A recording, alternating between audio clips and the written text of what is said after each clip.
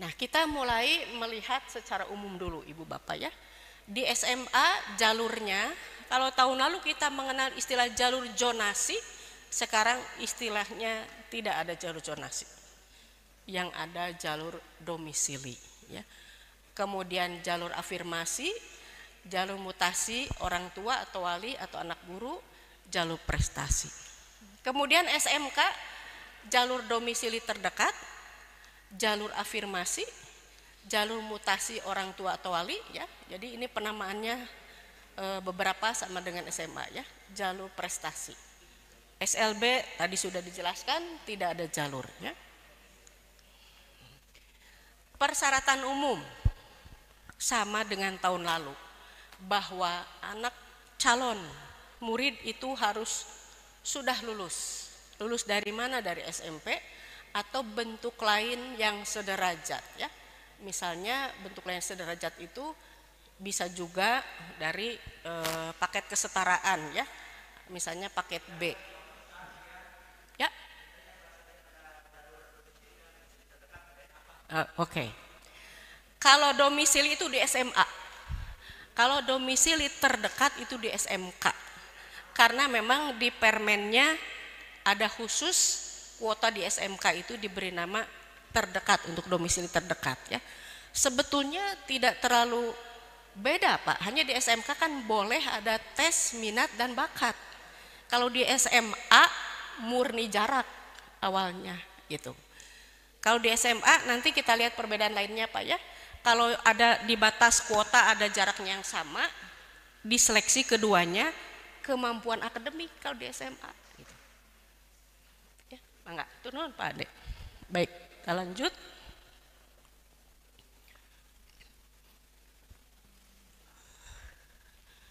Kemudian lulus MTS juga termasuk di sini ya. Berusia paling tinggi 21 tahun pada tanggal 1 Juli tahun berjalan. Walaupun secara umum lulusan SMP misalnya sekitar 15 tahun sampai SMA itu sebetulnya kurang lebih 18 tahun ya.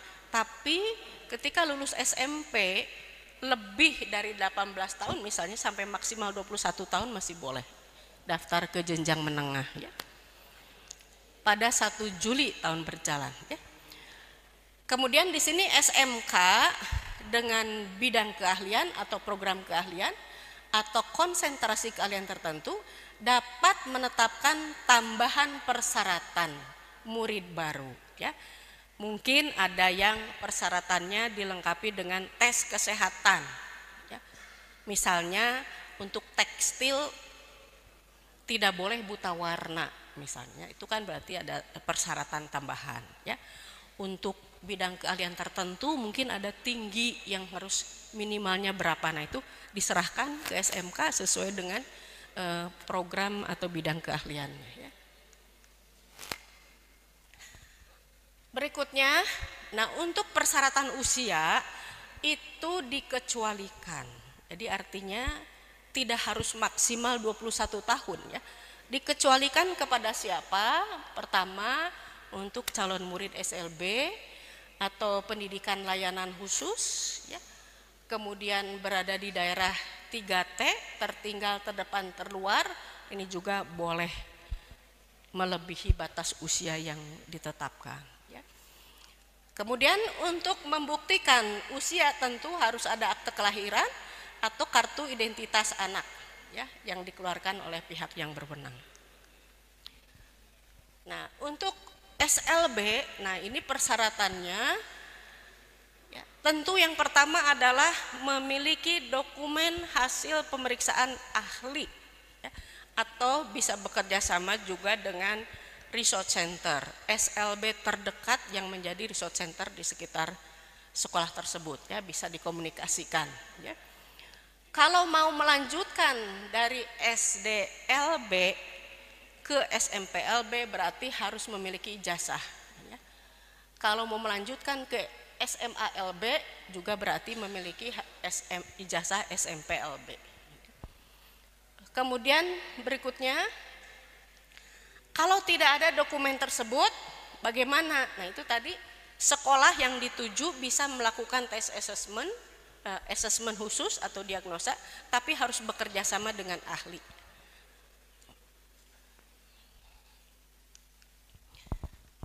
Sekarang dokumennya Bapak Ibu ya, tadi persyaratannya, sekarang dokumennya. Tentu saja dokumen yang utama adalah ijazah ya. SMP sederajat atau surat keterangan yang berpenghargaan sama. Misalnya ijazahnya belum terbit, nah bisa meminta ke sekolah asal surat keterangan lulus.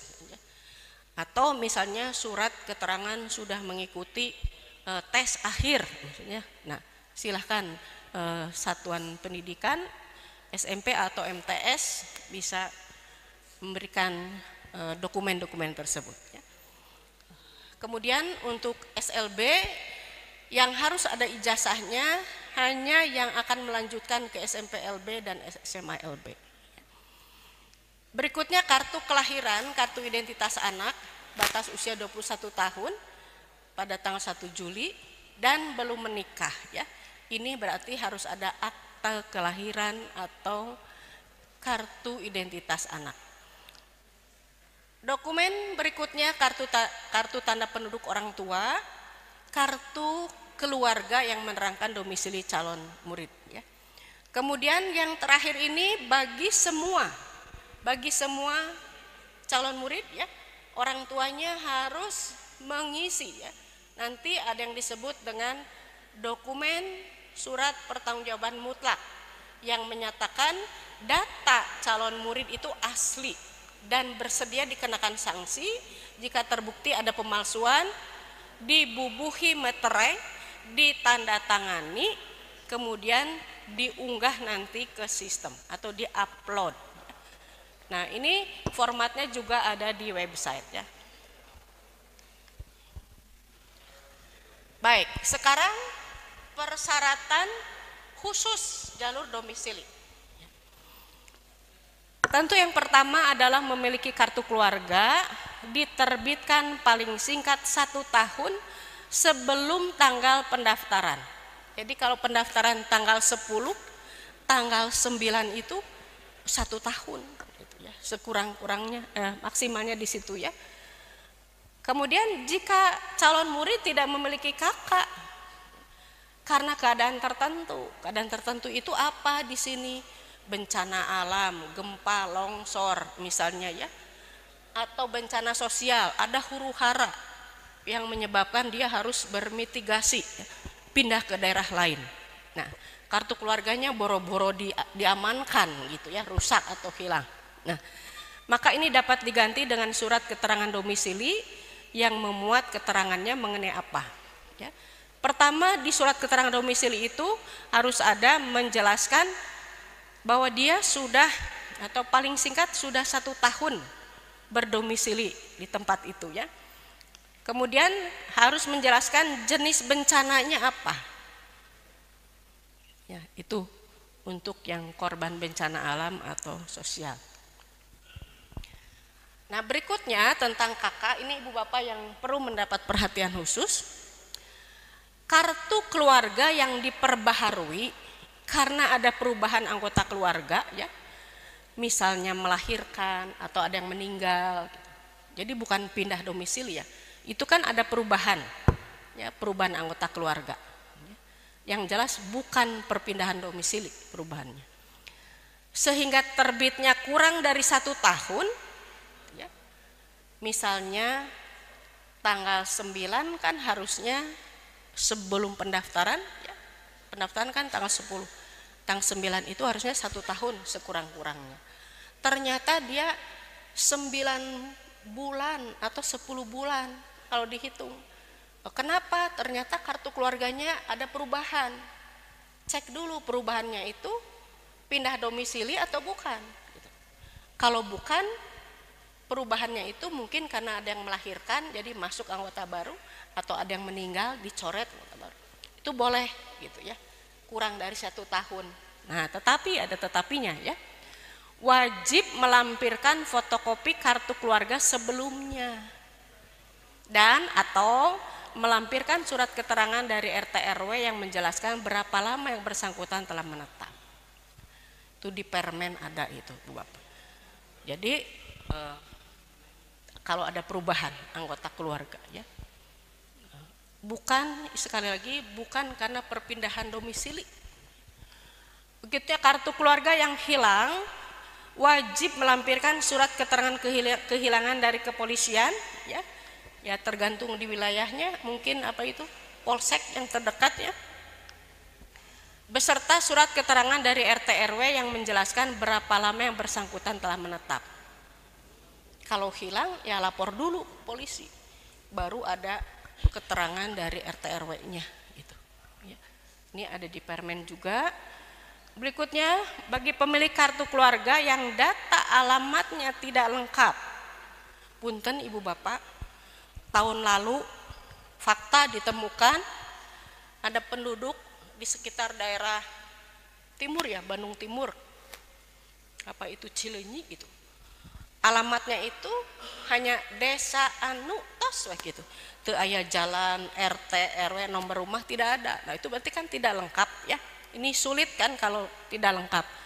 Maka ini wajib memotret rumahnya dengan hasil foto nampak depan rumah terfoto lengkap, potret gitu, nanti fotonya diunggah ya ke sistem IT. Lalu apa, menyertakan patokan rumah, menjelaskan keberadaan bangunan atau gedung di sekitarnya. Jadi nanti di website, di aplikasi ada tempat untuk menulis patokan rumah. Rumah saya di sebelah kiri ada kantor kelurahan misalnya, sebelah kanan ada posyandu misalnya ya, atau apa.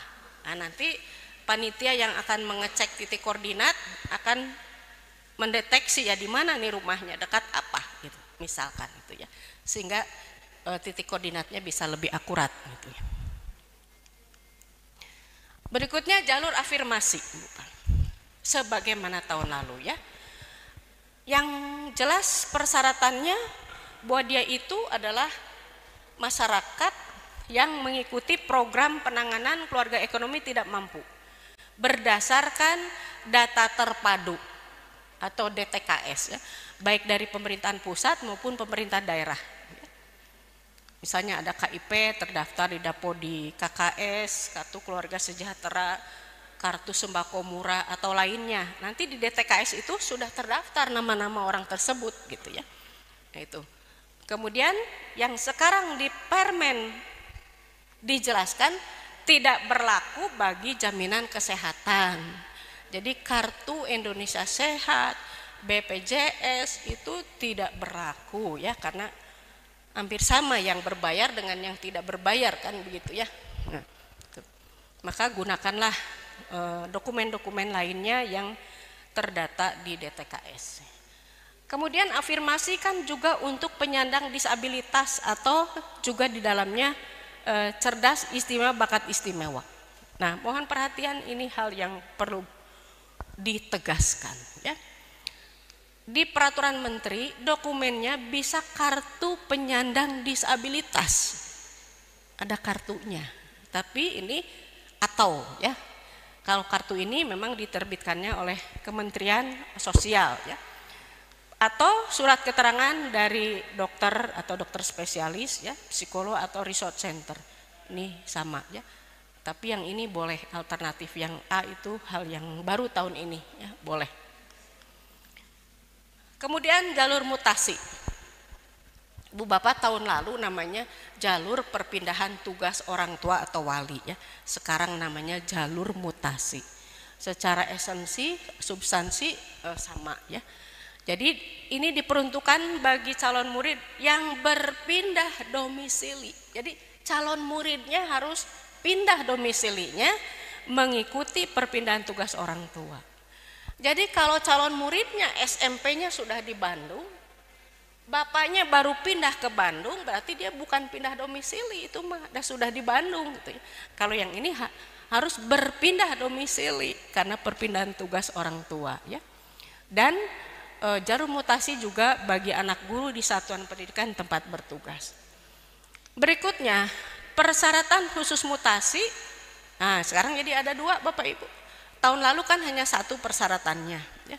Tahun lalu hanya ini, surat penugasan dari instansi, lembaga atau perusahaan yang mempekerjakan orang tua.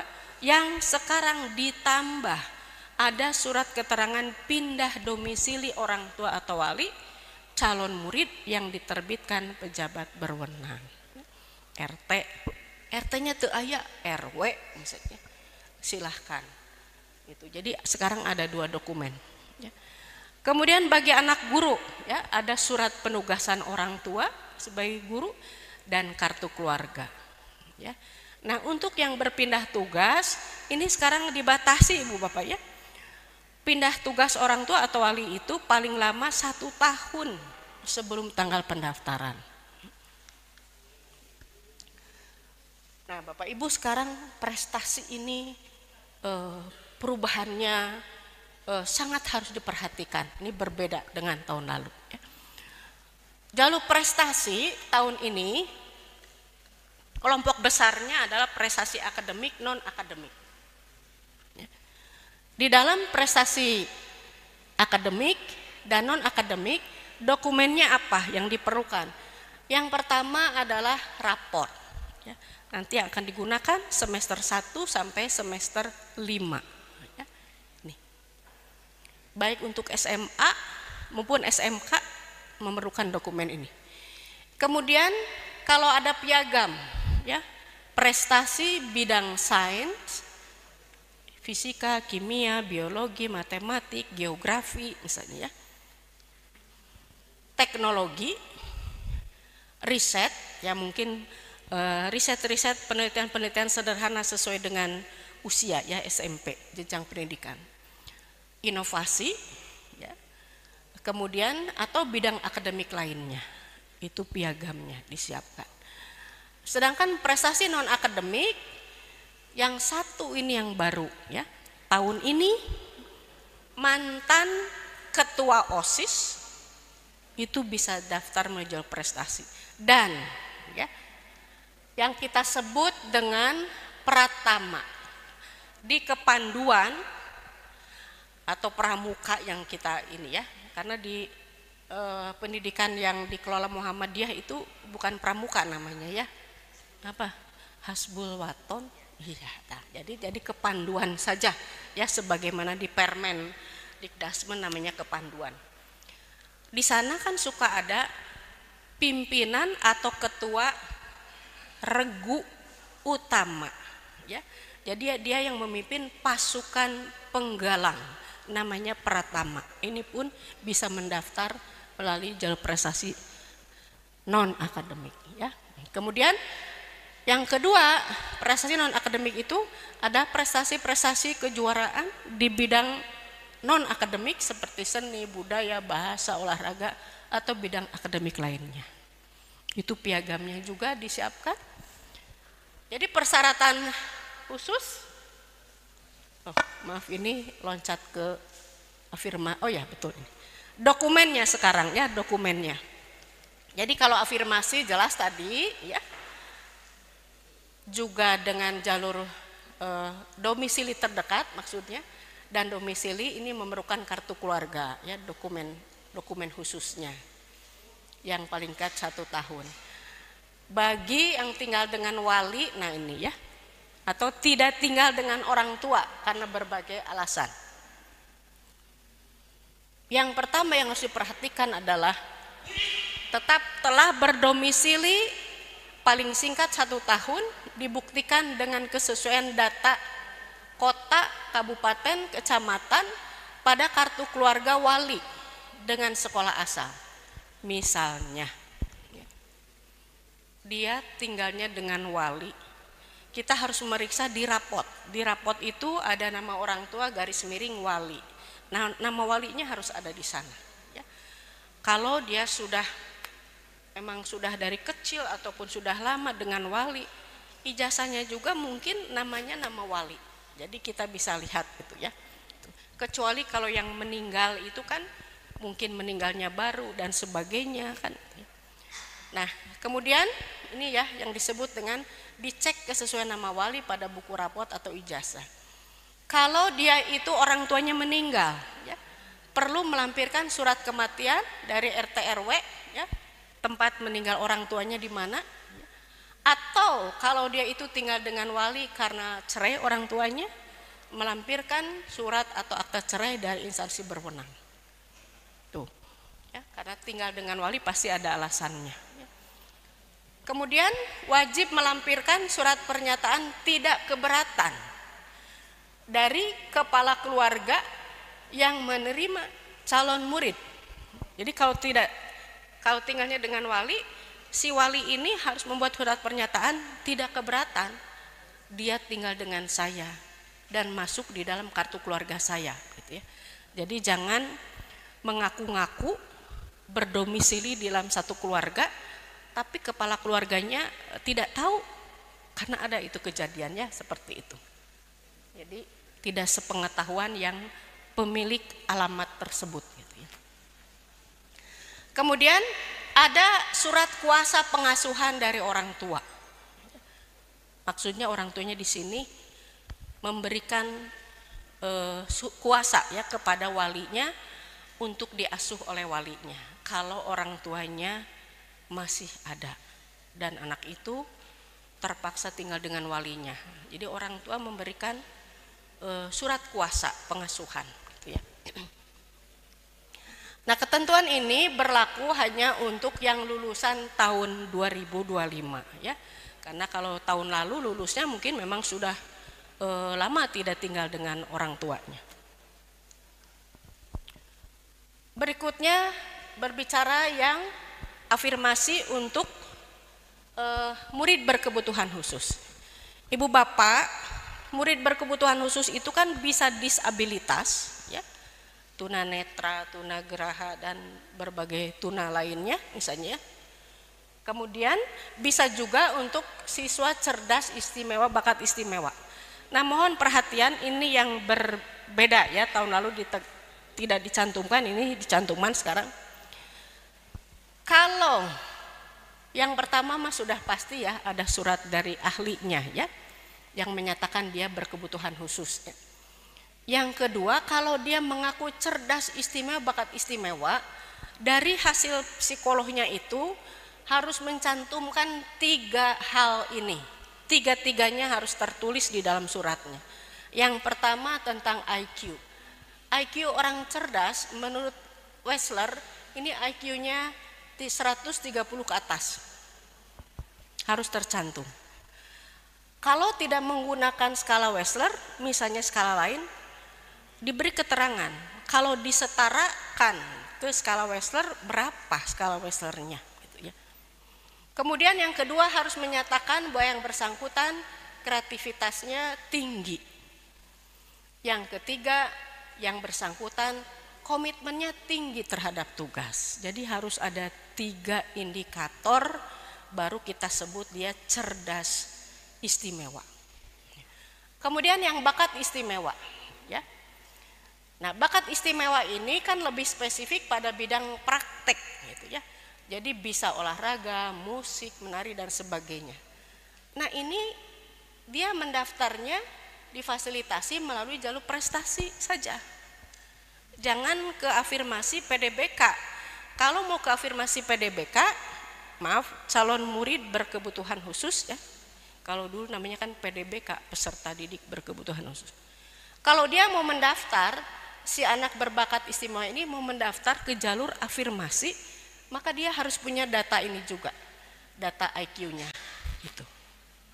Jadi kalau hanya bakat istimewa saja, tidak punya data hasil pengukuran IQ, daftar saja ke jalur prestasi. Kemudian, nah kita lihat di sini dokumen persyaratan khususnya untuk jalur prestasi berikutnya. Tentu saja ini nilai rapot yang pertama ya, akan dilihat nanti semester 1 sampai 5. Kalau itu kejuaraan berarti dokumen piagam misalnya ya. Kalau kepemimpinan berarti ada surat keterangan dari sekolah asal bahwa yang bersangkutan adalah ketua OSIS atau pratama.